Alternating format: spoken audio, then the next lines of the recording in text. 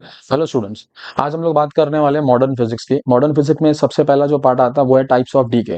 Types of decay में actually तीन type के decay, alpha decay, beta decay और गामा डीके।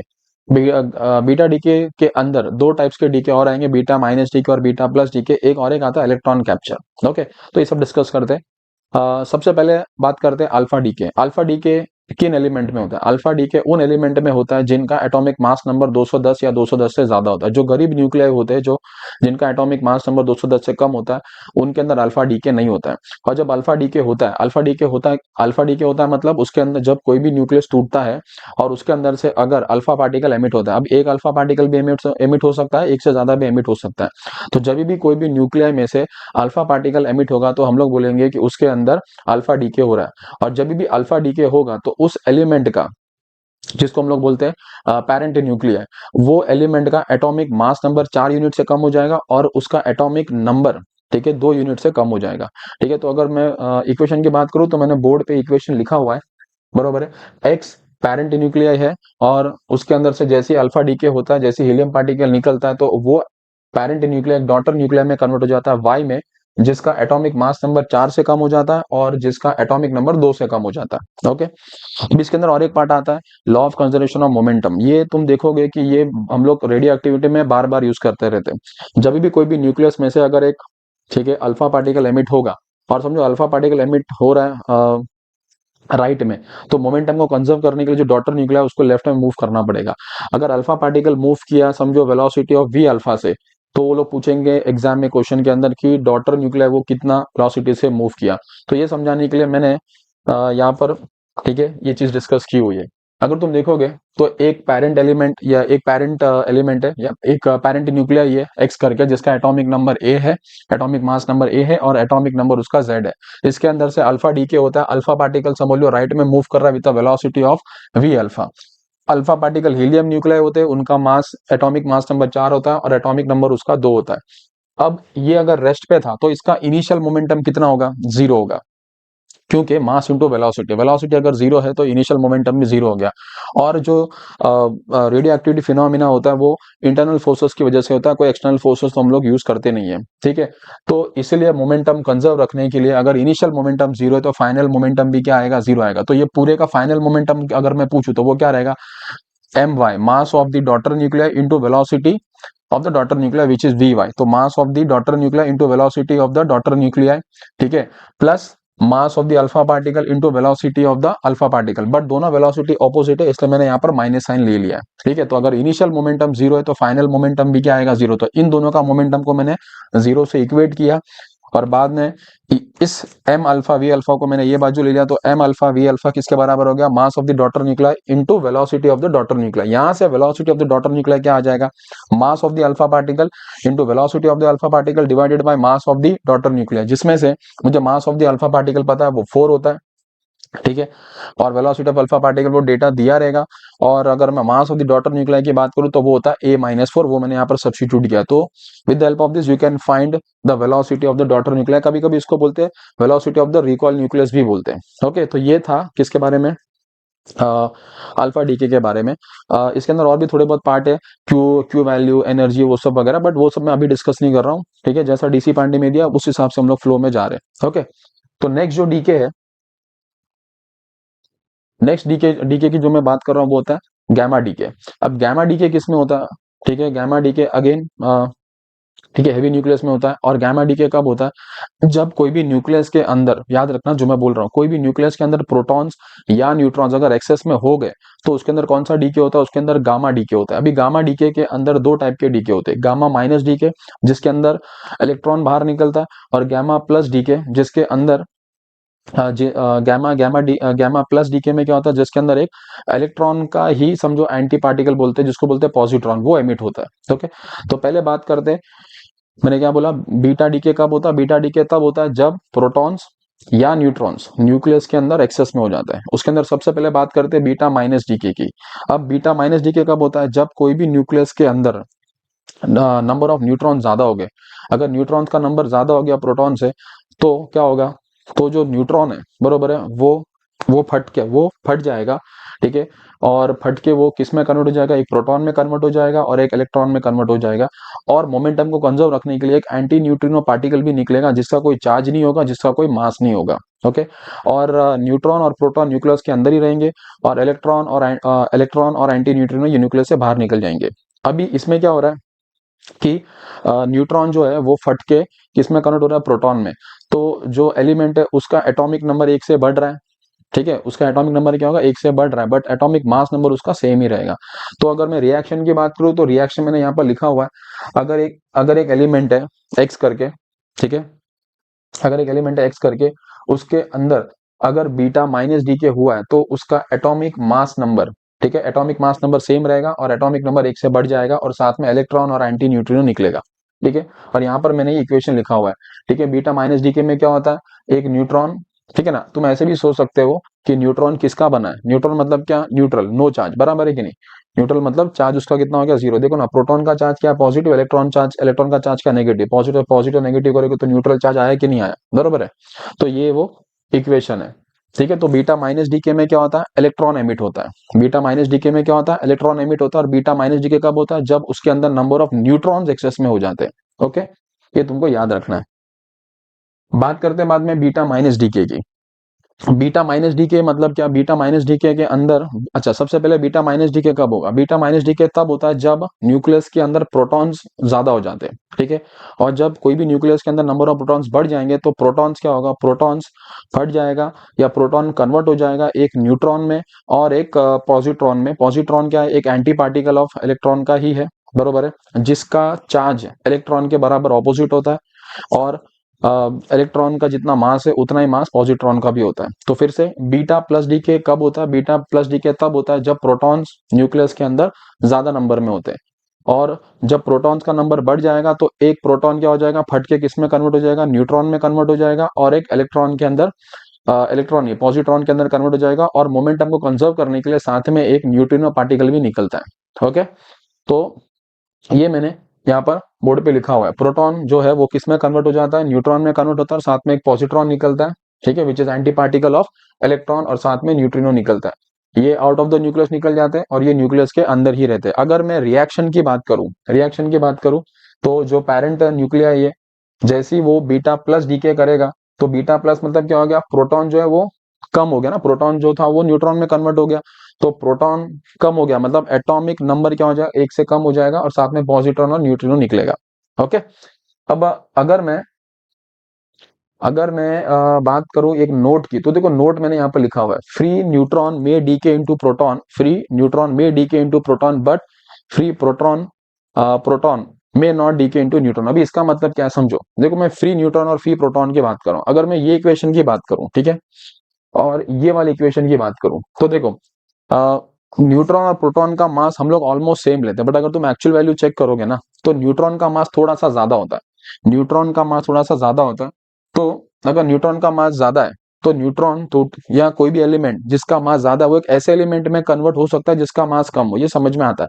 बट अगर मैं ऐसा बोलूं एक एलिमेंट है जिसका मास कम है वो एक ऐसे एलिमेंट में कन्वर्ट होगा जिसका मास ज्यादा है, तो ये पॉसिबल नहीं है अगर तुम एनर्जी सप्लाई नहीं करोगे तो। आई बात समझ में।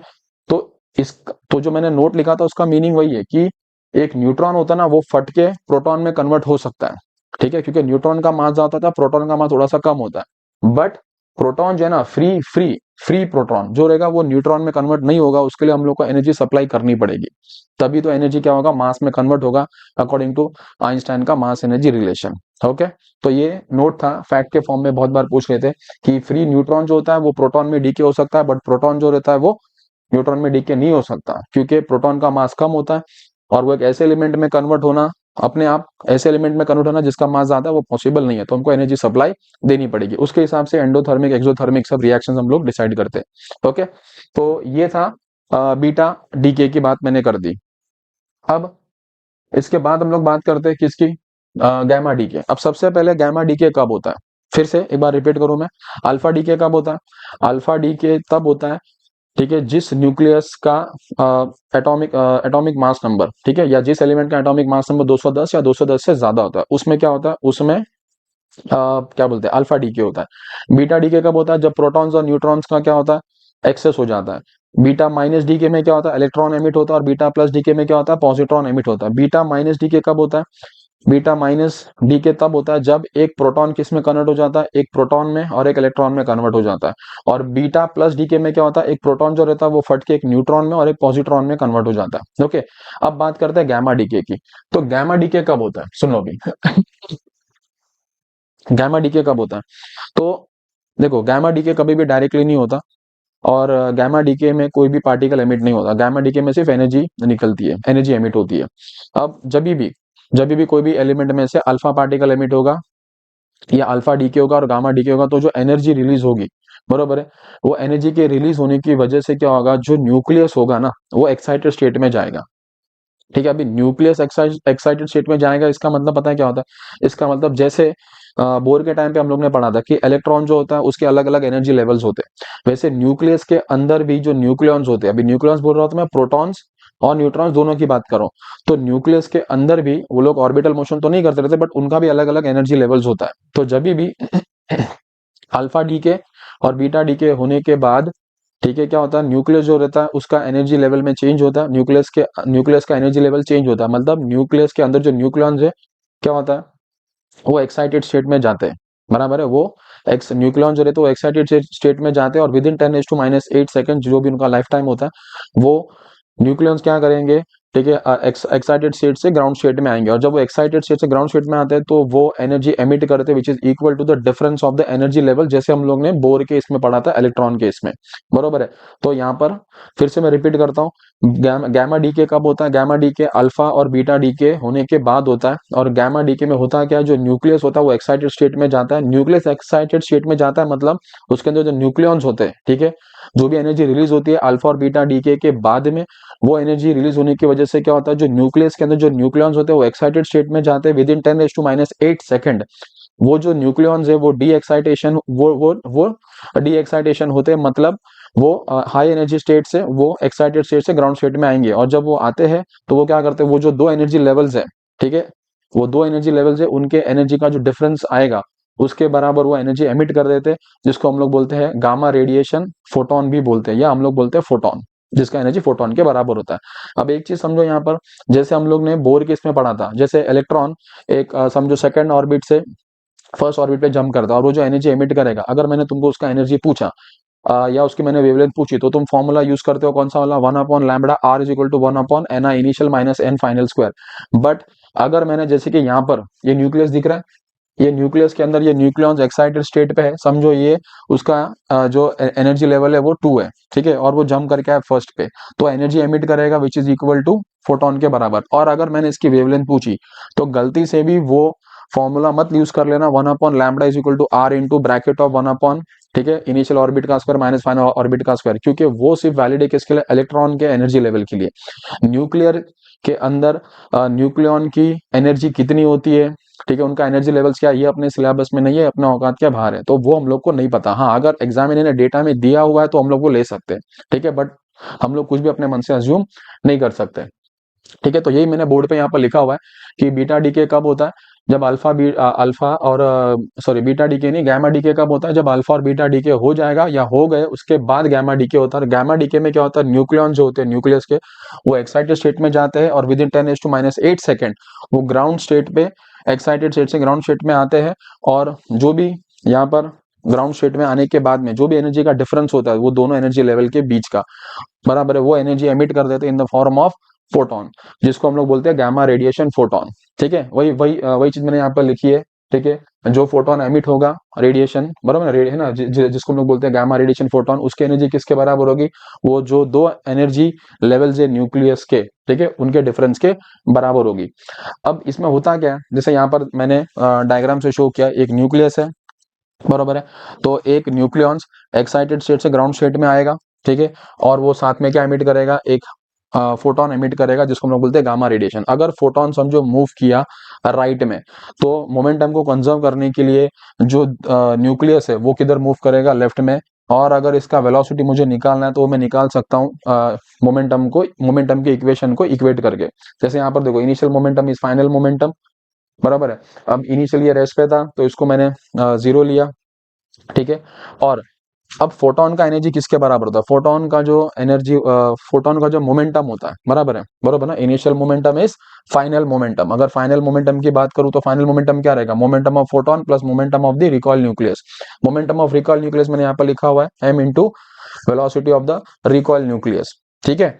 अब अगर मैं बात करूं यहाँ पर फोटोन के मोमेंटम की, तो फोटोन का मोमेंटम क्या होता है? h by E by H होता है, ठीक है। ई बाई एच नहीं होता, ई बाई सी होता है, ठीक है। यहाँ पर मैं तुमको पहले उसका ये बताता हूँ, रुको, ठीक है। जैसे मोमेंटम, जैसे हम लोग को पता है energy of a photon is directly proportional to frequency, okay. Energy of the photon is directly proportional to frequency. Proportionality sign हटाऊंगा तो एक कांस्टेंट आएगा जिसको हम लोग बोलते हैं प्लैंक कांस्टेंट, ओके। और velocity is equal to frequency into wavelength. तो यहाँ से फ्रीक्वेंसी कितना रहेगा? c by lambda. तो इसकी जगह पे मैं क्या पुट कर सकता हूँ? h c by lambda. ये h को मैं नीचे ले लेता हूँ, ठीक है, c को मैं नीचे ले लेता हूँ, that is h by lambda. Also de Broglie से हमको पता है लैम्बडा क्या होता है? Planck constant divided by momentum. तो मोमेंटम क्या रहेगा? h by lambda. तो इसकी जगह पे मैं क्या पुट कर सकता हूँ? p। तो ये दिखा इक्वेशन। तो मोमेंटम ऑफ द फोटोन क्या रहता है? e बाई सी बोलो या h बाई लैम्बडा बोलो, ठीक है। तो यहाँ पर जो ये है, ठीक है, मोमेंटम ऑफ फोटोन, वो क्या रहेगा? e बाई, ये थोड़ा मैं करेक्शन यहाँ पर कर देता हूँ, ठीक है, ई बाई सी या h बाई लैम्बडा, ठीक है। फिर से वही लिखा, ई बाई सी और h by lambda, okay. Momentum वहां पर तुम माइनस साइन पुट कर सकते हो और फिर तुम यहाँ पर भेज के इसको नलीफाई कर सकते हो, ओके। लेट्स से यहाँ पर, ओके। तो यहाँ से देखो, इसको अगर मैं यहाँ पर भेज दूं तो यहाँ से हम लोग वेलोसिटी ऑफ रिकॉइल न्यूक्लियस निकाल सकते हैं, ओके। तो ये था हमारा तीनों तीनों टाइप के डीके। अब जैसे मैंने बोला था, एक टाइप का डीके और होता है इलेक्ट्रॉन कैप्चर, ठीक है। इसको के, ठीक है, के डी के भी बोलते हैं, बराबर है। अब के डी के क्यों बोलते हैं, रीजन समझो। इलेक्ट्रॉन कैप्चर में क्या होता है कि जो इलेक्ट्रॉन्स होते हैं के शेल के, बरोबर है, इलेक्ट्रॉन जो होते हैं के शेल में दो ही इलेक्ट्रॉन्स अलाउड होते हैं। तो जो इलेक्ट्रॉन्स होते हैं एक न्यूक्लियस है ना, जो जो न्यूक्लियस है उसके बाहर जो इलेक्ट्रॉन्स होते हैं के शेल में, क्या होता है? न्यूक्लियस जो होता है, ठीक है, जैसा जैसा साइज बढ़ता है वैसे वैसे न्यूक्लियॉन्स इलेक्ट्रॉन्स होते हैं वो न्यूक्लियस के नजदीक आने लगते हैं, ठीक है। तो न्यूक्लियस क्या करता है? इलेक्ट्रॉन्स को ही कैप्चर कर लेता है, ठीक है। न्यूक्लियस इलेक्ट्रॉन को कैप्चर करता है, मतलब न्यूक्लियस के अंदर क्या होते हैं? प्रोटॉन्स होते हैं। तो प्रोटॉन्स एक्चुअली क्या करता है? न्यूट्रॉन को कैप्चर कर लेता है। प्रोटॉन जो होता है वो इलेक्ट्रॉन को कैप्चर कर लेता है और उसको न्यूट्रॉन में कन्वर्ट कर देता है। इसमें कोई पार्टिकल रिलीज नहीं होता, बराबर है। और मोमेंटम को कंजर्व करने के लिए हम लोग, ठीक है, इक्वेशन जो बनाते हैं, बराबर है, उसमें हम लोग न्यूट्रिनो पार्टिकल दिखा देते हैं कि इसमें से न्यूट्रिनो एमिट होता है। आई बात समझ में? फिर से मैं रिपीट करता हूँ, इलेक्ट्रॉन कैप्चर में क्या होता है, ठीक है, जो भी न्यूक्लियस होता है, बराबर, उसके बाहर जो के शेल में जो इलेक्ट्रॉन्स होते हैं, न्यूक्लियस क्या करता है? वो के शेल के इलेक्ट्रॉन्स को एब्जॉर्ब कर लेता है कभी कभी। और प्रोटॉन, न्यूक्लियस न्यूक्लियस एब्जॉर्ब करता है, मतलब न्यूक्लियस के अंदर जो प्रोटॉन होता है वो प्रोटॉन क्या करता है? इलेक्ट्रॉन को एब्जॉर्ब कर लेता है और वो न्यूट्रॉन में कन्वर्ट हो जाता है, ठीक है। तो प्रोटॉन जो था वो कम हो गया, इसलिए एटॉमिक नंबर क्या होता है उसका? एक से कम हो जाता है। और मोमेंटम कंजर्व करने के लिए हम लोग एक न्यूट्रिनो पार्टिकल जो है वो एमिट कराते हैं, ठीक है। तो ये था इलेक्ट्रॉन कैप्चर। इतना ज्यादा नहीं आता बट कभी कभी आने का चांसेस हो जाता है, ओके। हाँ, अब बात करते हैं रेडियो एक्टिव सीरीज की। देखो, सिलेबस में अगेन 4 टाइप का रेडियो एक्टिविटी सीरीज है, ठीक है। तो रेडियो एक्टिविटी सीरीज हम लोग ने डिफाइन किया है थोरियम, नेप्टूनियम, यूरेनियम और एक्टिनियम, ठीक है। अब यहाँ पर तुम देखोगे तो जो हेवी एलिमेंट होते हैं वो डिसइंटीग्रेट होते हैं और वो एक स्टेबल न्यूक्लियाई की तरफ स्टेबल न्यूक्लियाई में कन्वर्ट होने को देखते हैं, बराबर है। जैसे यहाँ पर देखोगे थोरियम का, अगर मैं बात करूँ, थोरियम का एटॉमिक मास नंबर कितना है? 232। अगर मैं इसको मैं 4 से डिवाइड करूँ तो 4 5 20, ठीक है, और 4 8 32। तो देखो ये कंप्लीटली डिविजिबल है, ठीक है। तो अगर इसको मैं 4 से डिवाइड करूंगा तो रिमाइंडर 0 आएगा। और जब ये डिसइंटीग्रेट होके, ठीक है, लीड में कन्वर्ट होता है तो देखो इसका जो प्रोडक्ट है वो भी देखो स्टेबल है, वो भी देखो स्टेबल है। आई बात समझो? 4 5 20, 4 2 z, मतलब this is also divisible by 4 और रिमाइंडर 0 आएगा, ठीक है। तो जब भी रिमाइंडर 0 आएगा, ठीक है, ऐसा रेडियो एक्टिविटी फिनोमिना जिसके अंदर, ठीक है, एक हैवी एलिमेंट को अगर मैं उसका एटॉमिक मास नंबर अगर मैं 4 से डिवाइड करूं और अगर उसका रिमाइंडर 0 आएगा तो उस सीरीज को हम लोग क्या बोलते हैं? उस सीरीज को हम लोग बोलते हैं थोरियम सीरीज, बरोबर है। उसके अंदर कितने अल्फा पार्टिकल्स एमिट होते हैं? 6 अल्फा पार्टिकल्स एमिट होते हैं और बीटा जो होता है वो 4 एमिट होते हैं। उसके बाद अगर जैसे नेप्टूनियम सीरीज किसको बोलते हैं, अगर कोई भी हैवी एलिमेंट के अंदर अगर उसका एटॉमिक मास नंबर को देखोगे, अगर उसको मैं 4 से डिवाइड करूं और अगर रिमाइंडर 1 आता है, ठीक है, यहाँ पर देखो 4 5 20, 4 9 36 और यहाँ पर 37 है, तो रिमाइंडर 1 आया।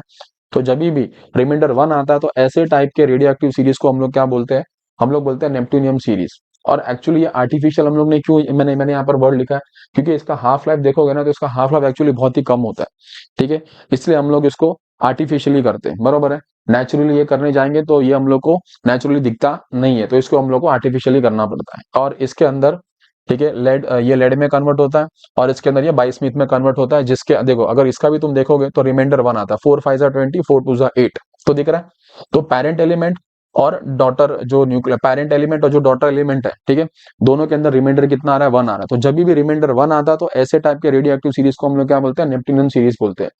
और अगर यहाँ पर देखोगे 238 है, तो 4 से डिवाइड करोगे तो अगेन रिमाइंडर कितना आ रहा है, 2 आ रहा है। तो जब भी रिमाइंडर 2 आता है तो ऐसे टाइप के सीरीज को हम लोग क्या बोलते हैं, यूरेनियम सीरीज बोलते हैं, जिसके अंदर अल्फा पार्टिकल 8 एमिट होते हैं और बीटा 6 होते हैं, और फाइनली वो स्टेबल एलिमेंट में कन्वर्ट हो जाता है, जिसको हम लोग बोलते हैं लेड करके, बराबर है।